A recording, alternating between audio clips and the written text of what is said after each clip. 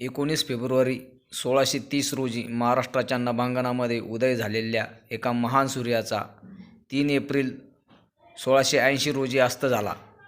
त्यांनी निर्माण केलेले स्वराज्य, त्याचे पुढे काय झाले, आजपर्यंत त्यांचे वंशज कोण आहेत, ते आज काय करतात, याविषयी या व्हिडिओमध्ये आज आपण माहिती घेणार आहोत.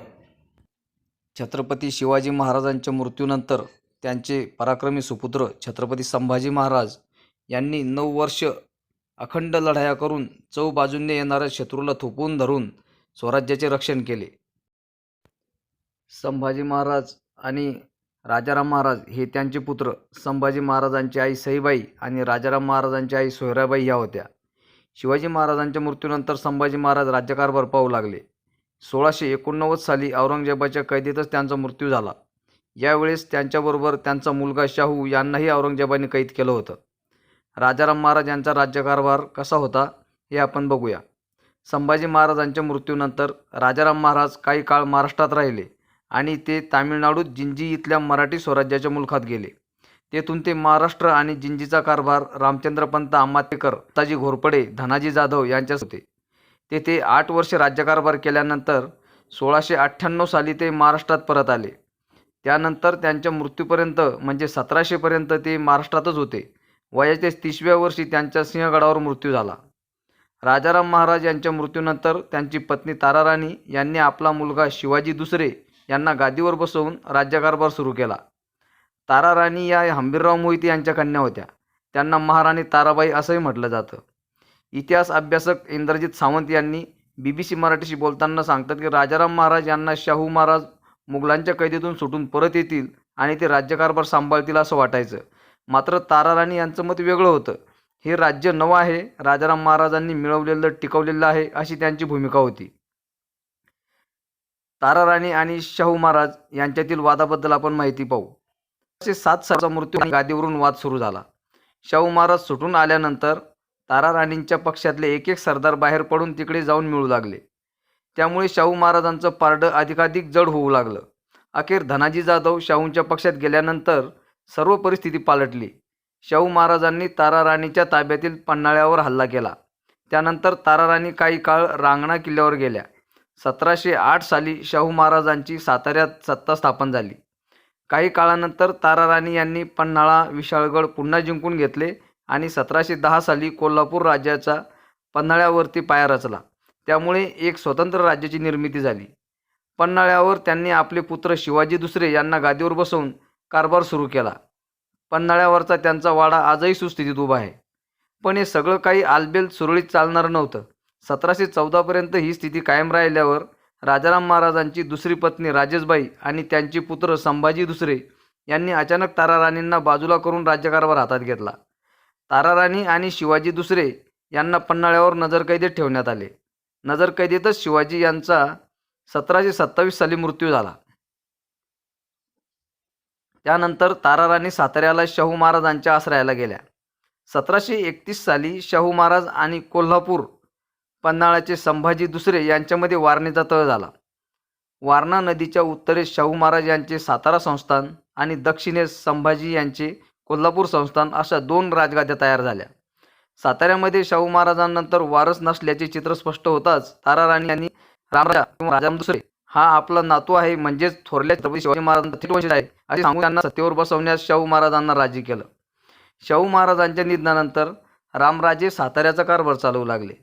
रामराजे काही काळानंतर पेशव्यांच्या सल्ल्यानुसार वागत असल्याचं लक्षात आल्यावर ताराराणी यांनी रामराजाला 1750 साली तो खरा वारसदार नसल्याचं सांगत कैदेत टाकलं आणि कारभार हाती घेतला. पण पेशव्यांनी सैन्यबळाचा वापर केल्यावर पुन्हा कारभार सोडून दिला. 1761 साली ताराराणी यांच्या साताऱ्यातच मृत्यू झाला. म्हणजे अशा पद्धतीने ज्या ताराराणी यांनी कोल्हापूर संस्थानासाठी आटोकाट प्रयत्न केले त्या राणीचा साताऱ्यात मृत्यू झाला. परंतु कोल्हापूर संस्थानात आपला वंश राजगादीवर येण्याऐवजी सातारा संस्थानात आणण्यात त्या यशस्वी झाल्या. ताराराणी यांचे कौतुक करताना जदुनाथ सरकार म्हणतात, ताराराणी एक आक्रमक राजकारणी होत्या. त्यांना राजकारण चांगल्या पद्धतीने अवगत होते.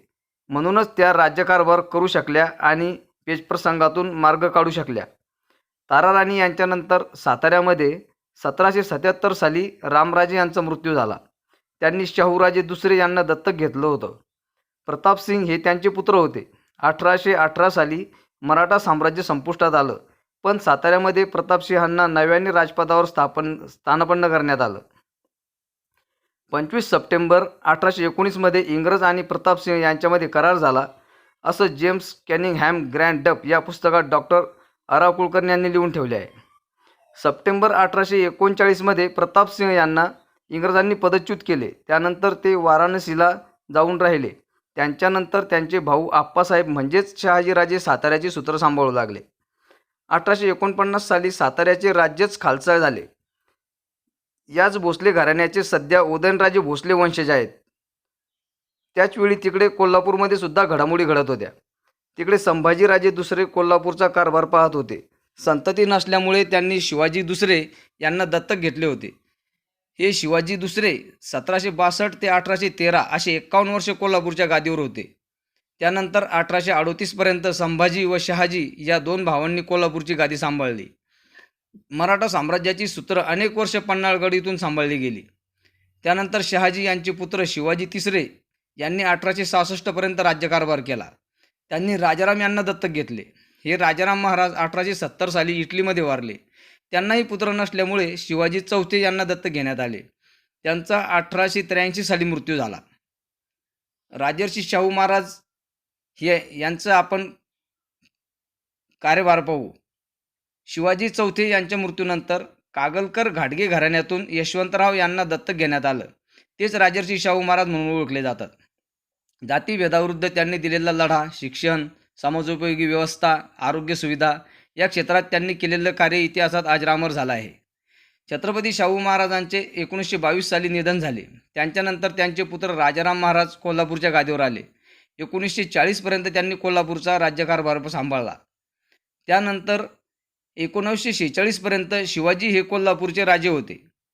ते साताऱ्याच्या भोसले घराण्यातून दत्तक आले होते. त्यांच्यानंतर देवास संस्थानच्या पवार घराण्यातून शहाजी दुसरे दत्तक आले. 1983 साली त्यांचा मृत्यू झाला. त्यानंतर नागपूरकर भोसले घराण्यातून दत्तक आलेले शाहू महाराज दुसरे यांनी पुढील धुरा सांभाळले आहे. शाहू महाराज दुसरे यांचे संभाजीराजे आणि मालोजीराजे हे दोन पुत्र आहेत.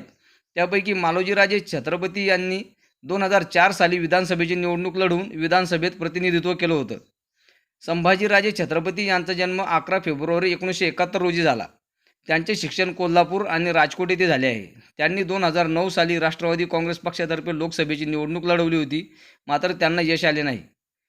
रायगडावर दरवर्षी शिवराज्याभिषेक दिनाचं आयोजन करणे, त्याचप्रमाणे मराठा आरक्षण आंदोलनाच्या बाबतीत आग्रही भूमिका घेत असल्यामुळे ते अनेकदा चर्चेत येतात. सध्या ते भारतीय जनता पार्टीचे राज्यसभेतील खासदार आहेत. उदयनराजेंची काम करण्याची पद्धत यापेक्षा वेगळी आहे. प्रसारमाध्यमांमधली चर्चा टाळण्यासाठी काही मोजक्याच ठिकाणी हजेरी लावतात. अशा पद्धतीने छत्रपती महाराजांनी केलेल्या स्वतःच्या दोन गाद्या निर्माण झाल्या, एक सातारा आणि एक कोल्हापूर.